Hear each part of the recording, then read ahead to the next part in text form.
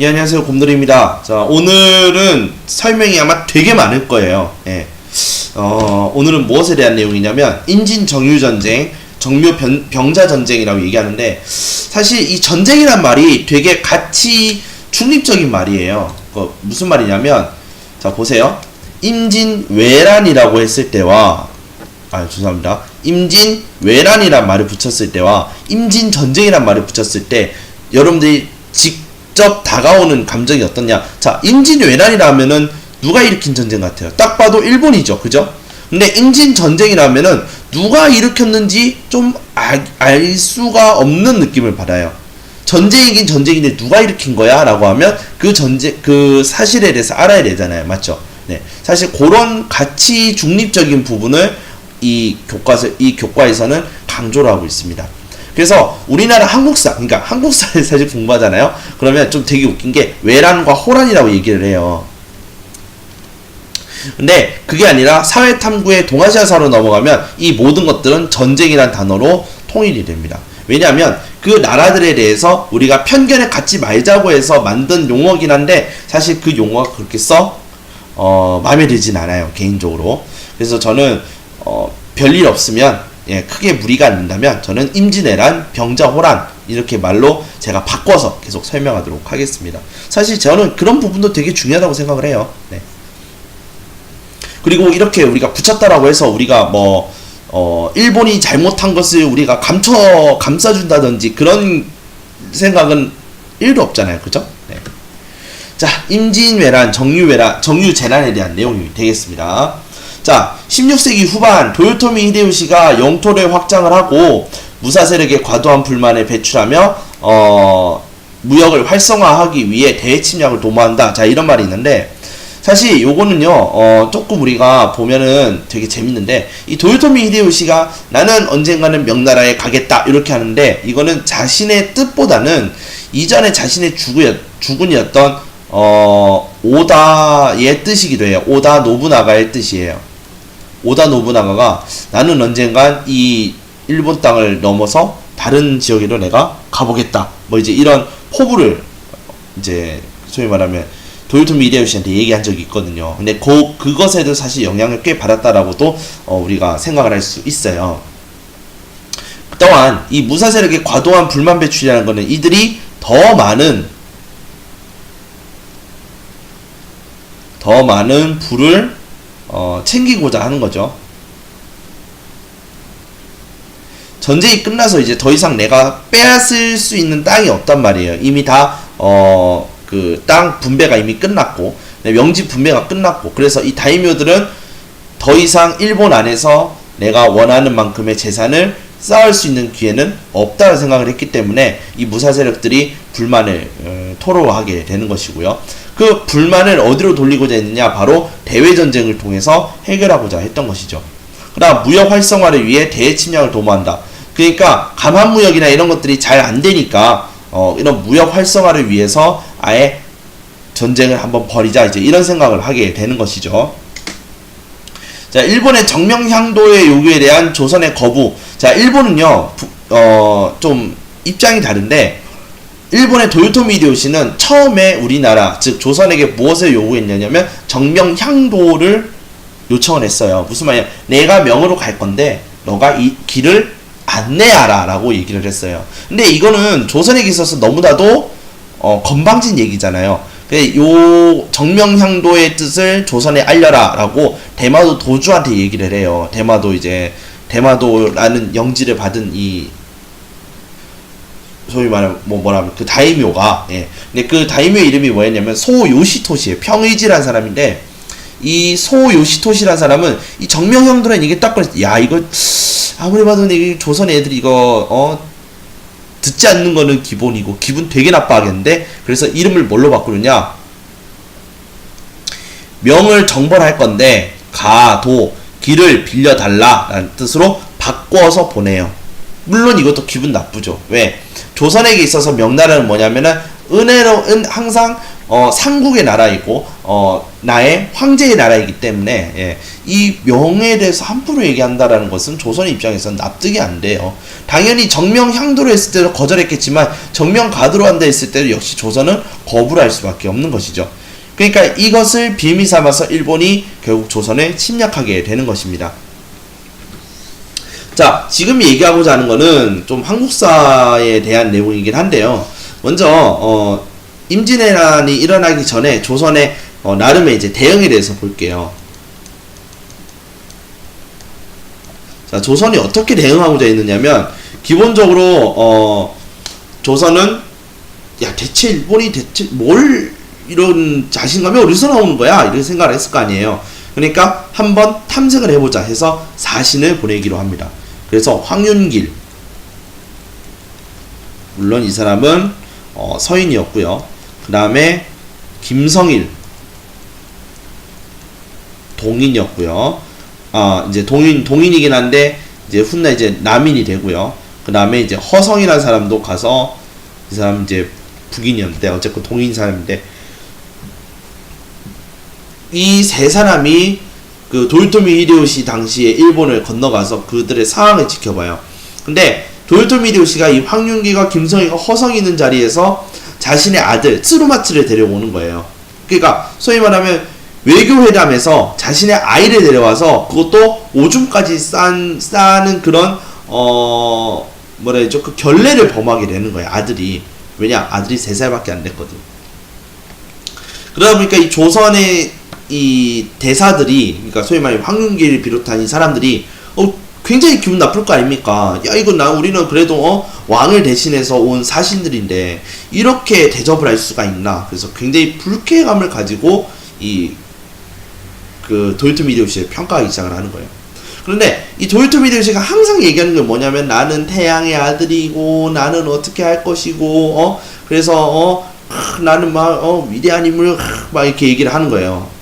그래서 어떻게 보면 되게 허세 있는 사람처럼 보이기도 하지만 자신의 그런 뜻을 포부를 막 밝히는 그런 성향의 인물이기도 했어요. 그러다 보니까 이걸 가지고 선조에게 대답을 할 때 대답이 2개로 갈라지는 겁니다.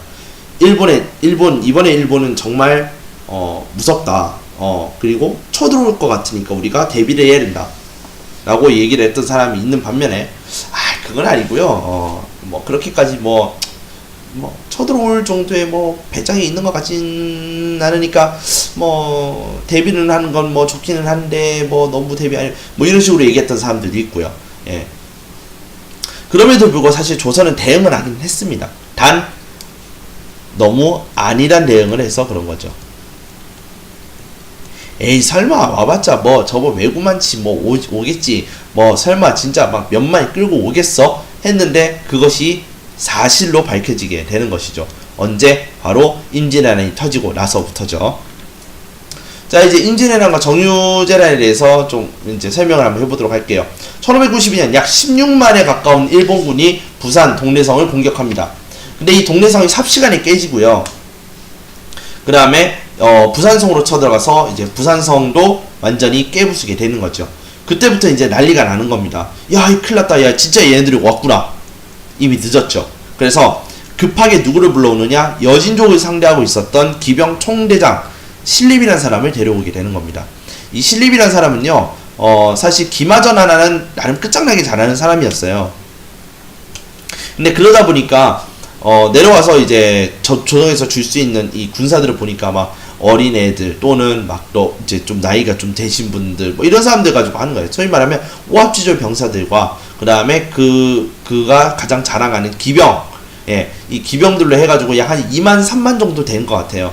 그 병력이 일본군과 이제 싸우게 되는 거죠. 그런데 기본적으로 신립은 기병 전술에 특화되어 있는 사람이다 보니까 어디 언덕에서 이제 진을 치고 공격하고 이런 거에 대해서 좀 서툴렀던 모양이에요. 그래서 이 사람이 결국 전장을 어디다 놨냐면 탄금대라는 평지를 대고 이제 싸우게 되는데 문제는 이 사람이 배수의 진을 칩니다. 배수, 내 등에 물이 있는 거예요. 그러니까 도망갈 수 없는 곳에다가 진을 치고 마는 것이죠. 즉 여기서 결사항전을 하겠다라는 뜻이 되는 겁니다. 결국 일본군은요 평지에서 싸우게 되면 일본군도 굉장히 할만한 싸움이었던 거예요. 특히 나가시로 전투라는 것을 얘기를 해보면 마찬가지인데, 이 다케라라는 가문의 기병이 굉장히 유명했어요. 그 기병을 그 오다 노부나가는 그 조총 부대를 가지고 완벽하게 깔끔하게 격파했던 그런 전례가 있었어요. 그걸 거의 그대로 재현했다고 생각하셔도 상관은 없습니다. 물론 조선이 열심히 싸운 부분도 있지만 그렇게 열심히 싸웠음에도 불구하고 기본적으로 그 전투 경험에 있어서는 일본군을 따라갈 사람이 없었던 거예요. 그 당시 조선에는. 그러다 보니 이 조선은 일본에게 무자비하게 패배를 당하고 전멸에 가까운 피해를 입게 되는 것이죠. 물론 시립장군조차 전사를 하게 되니까요. 그러다 보니 결국은 어떻게 됐냐, 이 일본군의 연전연승으로 인해서 이제 한양 앞에까지 이제 오게 되는 것이죠. 물론 그때쯤에 선조는 의주까지 몽진해 있는 상황이었고요. 자, 그런 가운데서 이제 조선이 해야 할 일은, 조선이 할 수 있는 거는 몇 개 없었겠죠. 네. 일단 기본적으로 선조는 의주에 있는 동안에 명나라에게 원군을 요청을 하고 자신이 여차하면 넘어갈 준비를 하고 있었고요. 그런과 동시에 의병들과 그 다음에 이순신의 수군이 연전연승을 하고 있다는 소식을 들으면서 이거 좀 살려둘만 하겠구나, 야 이거 나 살 수 있겠는데 싶으니까 어떻게 하냐면 광해군을 세자로 급하게 책봉을 하고 그 세자에게 정부의 일부를 떼어주면서 정부의 역할을 하도록 분조를 시켜버려요. 이 분조들은 여러 곳에 막 다니면서 그 의병들이 일어날 수 있도록 독려를 하는 그런 이제 역할을 맡게 되는데, 그렇게 이제 광해군이 여러 곳을 막 다니면서 평양성 전투에서 승리하고 명나라 군대가 들어오고 이제 그런 가운데 이순신은 수군 항전을 하면서 연전연승을 기록하고 있었고, 결국 이 이순신의 연전연승한 것 덕분에 이 전쟁은 교착 상태로 가게 되는 것이죠. 자, 이런 명해지원군은 조공국 보호를 위한 중화질서 유지라는 명목 하에 들어온 줄 알고 있지만 사실 본 목적은 자신의 땅 중에 요동 지역을 방어하기 위해서 사실 명나라 군대가 조선에 들어오게 되는 겁니다. 그래서 들어올 때 굉장히 거만하게 들어와요. 그리고 조선에게 또는 이게 선조에게 정말 많은 것들을 요구하고요. 예, 그 가운데에서 당시 재상이었던 유성룡이 굉장히 반발을 많이 했지만 그럼에도 불구하고 이 명나라 군대들은 굉장히 갑질을 많이 했다라고 그래요. 그럼에도 불구하고 그렇긴 하지만 사실은 그렇긴 했지만 명나라 이 원조에 대한 조선의 지배층의 생각은 그래도 와주는 것만 해도 어디냐, 제조지은 졸라 고맙다 이런 뜻이죠. 나라를 다시 세워준 은혜 정도로 인식을 하는 거예요. 어마어마하게 고마운 사람이 되는 거죠. 이것이 나중에 무엇이 되냐면 친명 이제 배금의 그런 이제 자세를 갖게 되는 소위 말하면 그러한 행위의 원인이 되는 것이죠. 자, 그런데요, 명문의 벽제관 전투 패배를 하면서 이 승기가 한번 딱 꺾이게 돼요. 그렇지만 일본도 더 이상 진군을 하지 못하고 있고요. 그 다음에 명나라도 함부로 일본을 칠 수 없는 상황이 되는 거예요. 즉 전선이 교착화가 되는 겁니다. 이렇게 굳어지게 되는 거죠. 그 상황에서 더 이상의 희생은 막아야 되겠구나. 그래서 명나라와 일본이 강화를 맺기 시작합니다. 물론 조선은 반발했지만은 조까 이랬겠죠. 자, 결국 일본의 무리한 요구를 하면서 이 강화 협상 끝나고 다시 전쟁이 일어난 게 정유년에 일어난 정유재란이에요. 명나라는요, 일본군 철수하고 도요토미 히데요시를 왕으로 책봉해줄게! 이렇게 이제 제시를 했는데, 일본이 이 제시를 어떻게 했냐면, 받고 명예공주도 천황의 후궁으로 들어온나, 그 다음에 조선의 4개도 주면은 우리가 생각해볼게. 이렇게 되는 거예요. 이 명나라 입장에서는 뭐 지랄이요 하면서 없었던 걸로 하세 이렇게 되는 겁니다. 그러면서 1597년에 정유재란이 다시 발발을 하고요. 종전은 그 바로 한 1년 뒤 도요토미 히데요시가 죽고 나서 일본군이 철수할 때 이순신의 노량해전을 끝으로 이 임진왜란과 정유재란은 마치게 되는 겁니다. 자, 여기까지가 우리 이제 교과서에 나온 내용이고, 이제 제 나름대로 다시 정리를 하자면, 동래성 전투 끝나고, 그 다음에 이제 부산성도 깨고, 그러고 나서, 이제 탄근대 전투 끝나고, 그 다음에, 이제 한양을 함락하는 데까지, 정확하게 약 20일 정도? 그러니까 한 달 정도 걸린 거예요. 뭐 이제 20일이라고 하지만 약 한 달 정도 걸렸는데, 이때 그 일본 상황이 되게 재밌었어요. 자기가 동래성을 치겠다라고 했던 장군이 2명 있었어요. 그 사람이 누구냐? 고니시와 가토였고, 그러니까 고니시와 이제 가토 이 두 장군이 있는데, 이제 고니시도 나름 장수 중에 이제 좀 순위가 높은 장수였고, 가토도 나름 용맹하기로는 이제 둘째가 나면 서러운 사람들이었거든요. 그러다 보니까 도요토미 히데요시의 입장에서는 얘도 좋고 얘도 좋은데 어떻게 하지? 한 번은 고니시가 선봉, 그 다음에는 가토가 선봉 이렇게 세워라 해서 뭐 이렇게 교대로 이제 선봉을 서면서 진출하게 되는데요. 사실 이 고니시와 가토가 이렇게 교대로 전진을 하면서 무엇을 했어야 했느냐? 바로 한양을 빠르게 점령해서 선조를 생포하면 전쟁이 끝날 거라고 생각을 했던 거예요. 그래서 빨리 끝내놓고 어떻게 하느냐? 선조 생포해서 조선이 항복하면 바로 우리는 명나라 치면 돼. 그러면은 우리가 1년 안으로 막 중국에서 멋있는, 이렇게 생각했던 거야. 무슨 말이냐? 일본 애들이 전쟁하는 방식이 어떠냐면 장이 죽으면 끝이에요. 그 전투는. 또는 이걸 하다가 도저히 안 되면 그냥 항복을 하는 게 일본 방식이라는 거예요.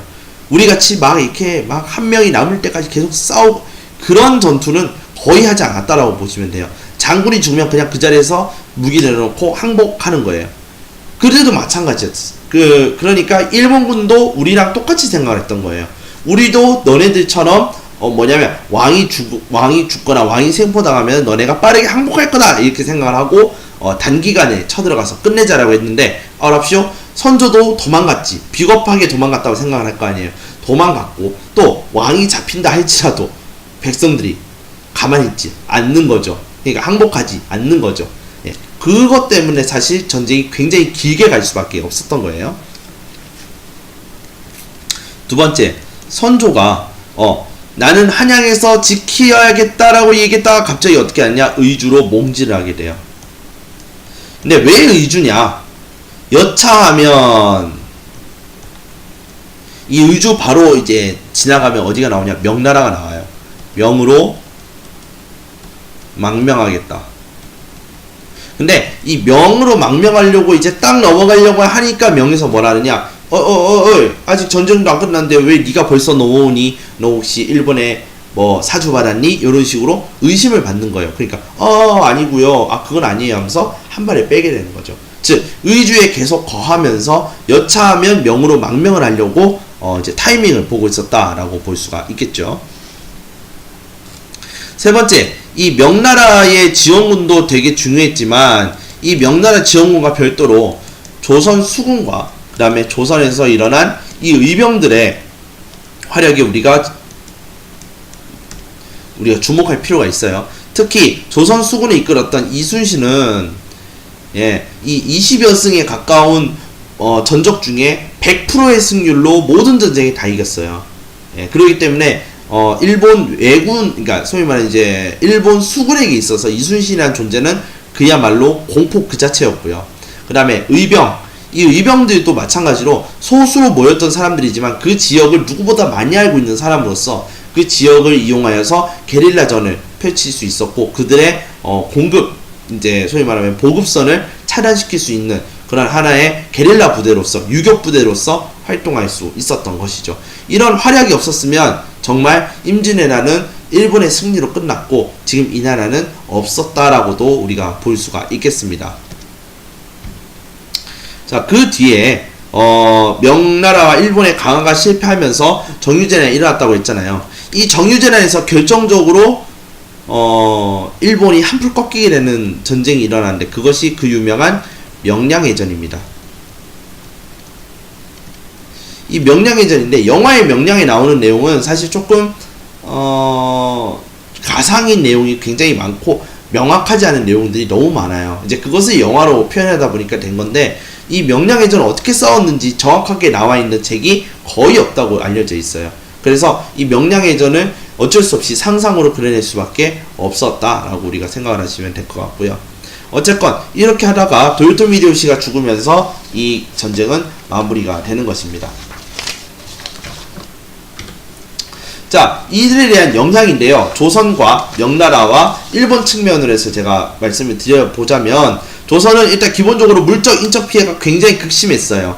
그래서 토지가 황폐화가 되고 인구가 격감하게 되고요. 특히 이 인구 격감하게 되는데 이 증거물이 무엇이냐면, 일본에 무엇이 있느냐?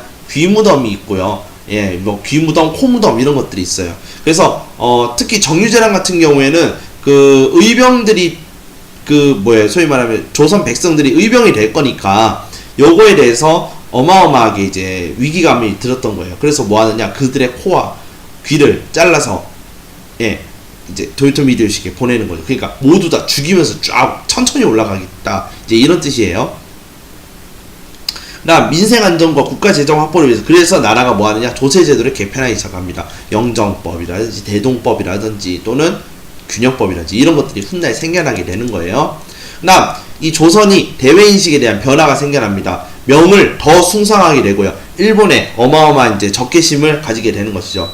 그래서 명나라에 대한 사례의식이 점점 더 강화가 되고요.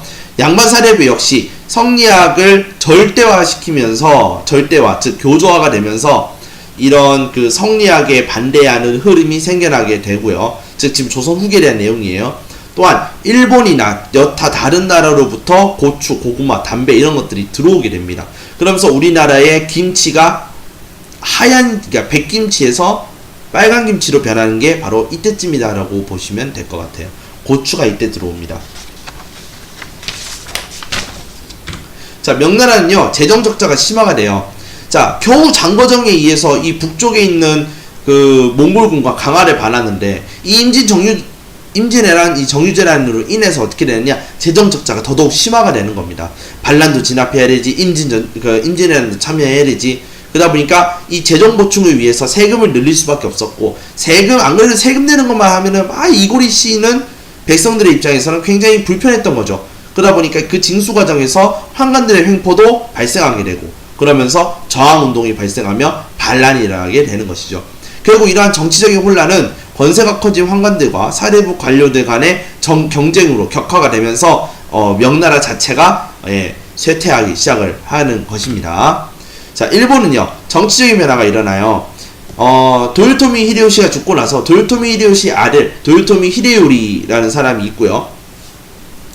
그 다음에 그와 반대로, 그러니까 반대로 하기 좀 그렇지만 이 도요토미 히데요시를 보필하고 있는, 그 다음 막강한 다이묘 5명이 있는데, 이 5명의 다이묘를 우리 뭐라 하냐면 오대로라고 그래요.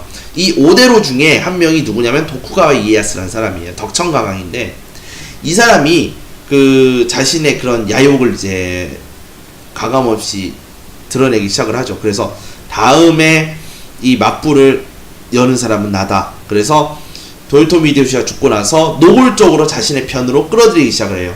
여러 다이묘들과 장수들을요. 그러면서 동군과 서군으로 나뉘기 시작해요. 왜 맨날 홍백가합전 해가지고 뭐 동군 서군 이러잖아요. 이 동군과 서군의 원류가 어디 나오냐, 바로 이 세키가하라전, 죄송합니다, 세키사하라가 아니라 세키가하라예요. 세키가하라 전투에서 동군과 서군으로 나뉘게 되는데, 동쪽에 있는 사람들이에요. 그래서 도쿄 쪽이 바로 동쪽이거든요. 관동 지방. 그게 누가 있느냐, 도쿠가와 이에야스가 있고요. 그 다음에 서군, 서쪽이죠. 관서지방이라서 이 교토를 중심으로 해가지고 서쪽에 있는 지방이 사실 칸사이 지방이라서 관서지방인데, 이 서쪽에 있는 사람들에 대해서 서군이라고 그래요.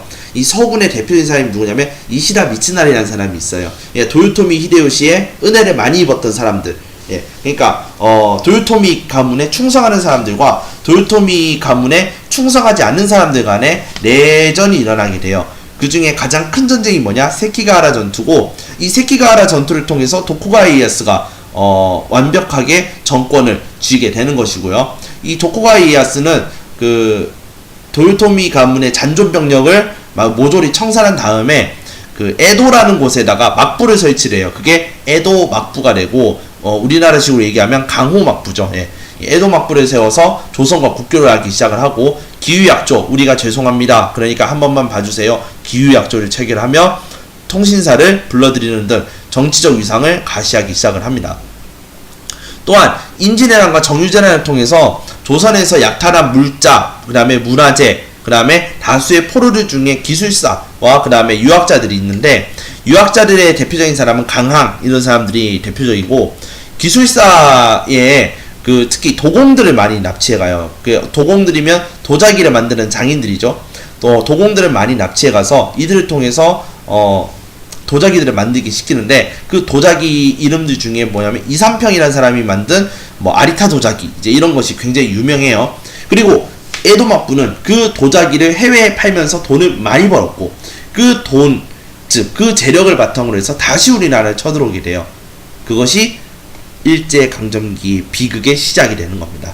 어쨌건 일본의 학문과 기술이 이 당시에 많이 발전하게 되었다라고 볼 수가 있겠습니다. 자, 임진 정유전쟁의 영향. 자, 여진족 볼게요. 누르하치란 사람이 등장해서 주묘부족을 공략을 하고 통일을 하면서 자신의 독자적인 세력을 확대하는데요. 조선과 명나라가 임진왜란을 통해서 그러니까 국력이 쇠퇴한 틈을 타 후금이라는 나라를 건설을 하게 됩니다. 이렇게 여진이 성장하면서 누르하치는 요동을 제외한 만주를 통일하며 팔기제를 바탕으로 군사력을 강화해 후금이라는 나라를 만들게 되는데 이렇게 어마어마하게 커진 후금은 명나라를 압박하면서 명나라와 일전을 치르게 됩니다. 즉 요동반도로 진출 등 명나라에게 정면적으로 이제 공격을 퍼붓기 시작을 하고요. 이 후금을 정벌을 준비하는 명나라가 임진왜란과 그 다음에 정유재란 때 도와줬던 보답을 이제 요구를 하기 시작하는데 야 너네가 도와줬잖아 이제 너네가 우리 도와줘야 돼 알았어 하면서 조선에게 원군을 요구하는데 그 요구를 돌려서 반대한 사람이 누구냐 바로 광해군이 되겠습니다. 광해군의 중립외교에 대한 내용인데요. 광해군은 이 외란의 피해로 약화된 국력이 회복되지 않은 상황에서 후금과 우호관계를 희망을 했던 거예요. 후금을 섬기겠다는 뜻은 아니에요. 단지 후금에 밑보이지 않기 위해서 무호관계를 맺었다라고 보시면 될 것 같아요. 그래서 그러한 외교 정책 우리 뭐라 하냐 중립외교라고 그래요. 명나라에게 완전히 편에 들어가는 것도 아니지만 그렇다고 후금에게 섬기는 그런 이제 자세를 표한 건 아니에요. 딱 조선은 더 이상 너네들 전쟁에 끼지 않겠다라고 해서 했던 것이 중립외교인데 이제 요렇게 희망을 하면 이제 그렇게 중립외교를 하면서 나라 안으로 뭐 했느냐 토지대장을 다시 정리하고 호적을 재정비하면서 궁궐과 성곽을 수리하기 시작을 해요. 그런데 이러한 중립외교에 반대해서 신하들이 제조지은이라는 말이 있죠. 아까 뭐 졸라게 고맙다, 졸라게 은혜를 입었다 이제 이런 뜻이라고 했잖아. 그걸 들어서 명에 대한 의리를 주장을 하고 그래서 어쩔 수 없이 강홍립 부대를 파병하는데 강홍립 부대한테 뭐라 하느냐 야 여차하면 항복해 이렇게 되는 거야. 그래서 조명연합군은 패배를 하게 되고 강홍립 부대는 항복을 하게 되는 것이죠. 결국 이러한 그 광해군의 중립외교는 광해군이 임목대비와 자신의 이제 이복 동생 영창대군을 죽이면서 서인에 의해 폐위가 되고 그다음에 그 자리에 인조가 즉위하게 되는데 이 인조는요 명나라에게 승인을 바로 받고요. 그러면서 대외 정책이 바뀌게 됩니다. 어떻게 친명배급으로 바뀌게 되면서 후금의 반발을 받게 되는 것이죠. 그러면서 정묘전쟁이 즉 정묘호란이 시작이 되는 겁니다. 1627년입니다. 자, 배경은요 인조반정 이후에 조선의 친명배급 정책이 강화되면서 이 모문용에 대한 조선의 원조가 이제 확대가 돼가는 그런 상황이었어요. 즉 이 명나라의 모문용 장군을 조선이 지원을 하게 되면서 어쭈 이것들 봐라 이렇게 되는 거야. 그러니까 후금이 3만 군대를 가지고 조선에 침략을 해서 2개월 동안 싸우게 되는데 이 정묘호란은요 일단은 좀 빨리 끝나는 편이라고 보시면 돼요. 후방에 대한 위협, 즉 그러니까 후금의 입장에서 후방은 누구냐면 조선이 아니라 이제 조선을 향해서 싸우고 있는 거니까 명나라이겠죠. 그러니까 명나라에 대한 위협, 그 다음에 시간을 너무 지체하면은 명나라와 싸우는데 불리하다. 그래서 후금이 먼저 조선에게 형제관계를 제의하고 조선은 일단은 그래 싸우지 말자. 오케이 알았어. 그래서 콜 하면서 조선이 수락을 하게 됩니다. 그러니까 후금의 무역을 개방하고 뭐 이러저러 물품을 주겠다라고 이제 약속을 하는 거죠. 일단은 일시적인 강화를 체결했다라고 볼 수가 있겠습니다. 그러면서 이제 후금은 이제 조선을 잠시 재워놨으니까 다시 뭐하느냐, 명나라와 적극적으로 싸우게 되는 거야. 그 가운데에서 후금의 홍타이지, 그러니까 청태종이라는 사람이 등장하면서 자신을 황제로 칭하고 국호를 청나라로 고칩니다. 그런데 이것을 인정하지 않게 돼요. 누가? 조선이. 그러니까 어쭈 이제 건방진 놈들 이렇게 되는 거야. 여전히 친명배금 정책을 유지한 조선을 후금은 가만둘 수 없었던 겁니다. 조선 역시 후금의 칭제권원, 그러니까 황제를 칭하고 그 다음에 이제 연호라고 그러죠. 네, 연호를 세우는 것에 반대를 하는 것이죠. 그러면서 너네를 섬기지 않겠다, 군신관계를 거절하면서 다시 한번 청나라가 우리나라에 쳐들어오게 됩니다. 그게 병자호란이에요.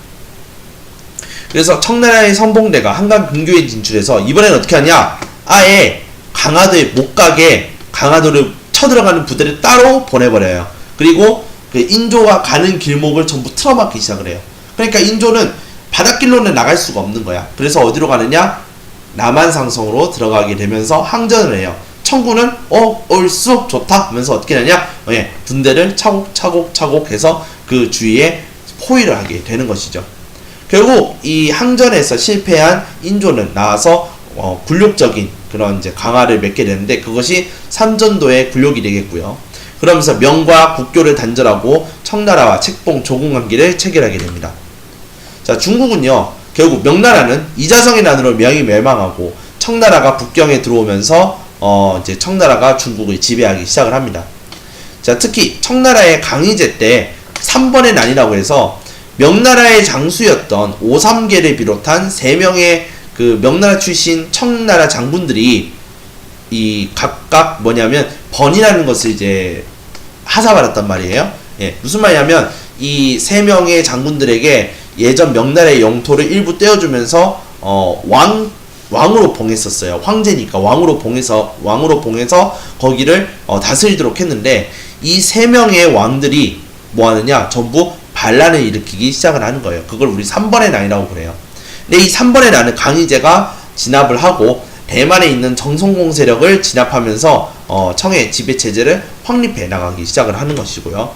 조선은 이런 병자호란까지 끝나고 나서 물적 피해가 누적이 되고 청의 요구로 세패, 그러니까 이제 곡물 같은 걸 되게 많이 이제 제공을 해야 되는 상황이죠. 그러면서 사람도 많이 죽었고 국가 질서도 틀어지기 시작하는 것이죠. 이런 가운데 조선 후기에 국정 운영의 변화가 일어나는데, 기본적으로 명나라와의 국교 단절을 정식으로 하고 청나라의 연행사를 파견했으며 청나라의 내정 간섭을 더 많이 받게 되었고, 결국 이에 따라서 효종은 서인들과 함께 북벌론을 준비하게 되는 거죠. 북벌 운동을 준비하게 되는 거죠. 그렇지만 효종이 죽고 나서 야, 이게 무슨 소용이 있냐, 어차피 우리가 청나라 친다고 아무리 지랄해봤자 청나라 공격도 못할 거면서, 그러면 그럴바야 뭐하자, 우리 실력을 좀 키우자. 어디? 청나라에 있는 학문을 우리가 받아들여서 우리 이 학문을 바탕으로 실력을 키워서 그러고 나서 복수를 하든 뭐든 할 거 아니냐. 이게 북학론이에요. 북학론이 대조가 되고요. 17세기에 명나라 멸망하고 나서 그렇지만 우리는 끝까지 명나라를 섬겨왔고, 그리고 우리 명나라의 명맥이 우리한테 왔다. 그러니까 우리가 하나의 이제 중심이 된다. 즉 조선 중화주의라는 것이 확산이 되기 시작하더라는 겁니다. 어찌 보면 조금 조선이 되게 미련한 구석이 좀 있는 것 같아요. 그죠? 네. 일본은요, 이 그러니까 일본의 에도막부는 명나라와 청나라와 국교를 수입하지 않았다. 그러나 조선과 류큐와는 국교를 유지하였다. 무슨 말이냐면 에도막부 시기에 일본은요, 명나라하고도 그 다음에 청나라하고도 국교를 수립하지 않았어요. 그러니까 정말 일본이야말로 정말 뭐라고 해야 되냐면 이 중립관계를 잘 수립했다고 보시면 될 것 같아요. 중립외교를 했다라고 볼 수 있어요. 그렇지만 그 기후약조를 인해서 그 조선과는 화해를 했기 때문에 조선과 국교를 유지하고요. 그 다음에 류큐국, 그러니까 오키나와 지역이죠. 오키나와 지역에 있었던 류큐왕국과도 역시 교류를 계속하고 있었다. 자, 이렇게 볼 수 있겠습니다. 자, 사실 제가 정말 많은 것들을 설명하고 싶었고 그랬는데 아무래도 방송이라는 것이 그렇게 꼭 이렇게 준비한 것만큼 이제 잘 되는 건 아닌 것 같아요. 그래서 조금 되게 뭐라 해야 되죠? 제가 준비한 걸 다 못한 것 같아서 좀 죄송한 부분도 있고 좀 조리 있게 설명을 잘 했어야 되는데 여러분들이 좀 듣기에 좀 어떻게 좀 지저분하지 않았을까라는 좀 걱정이 좀 들기는 합니다. 일단은 제가 방송을 여기서 끊기는 하는데 조만간 요 내용에 대해서 다시 한번 제가 설명할 기회가 다시 찾아오게 된다면 그때는 제가 좀 더 정돈을 해서 여러분들에게 다시 한번 이 부분에 대해서 정리를 하고 말씀드릴 수 있는 기회가 되도록 하도록 하겠습니다. 구독과 좋아요는 곰돌이에게 큰 힘이 됩니다. 지금까지 곰돌이였습니다.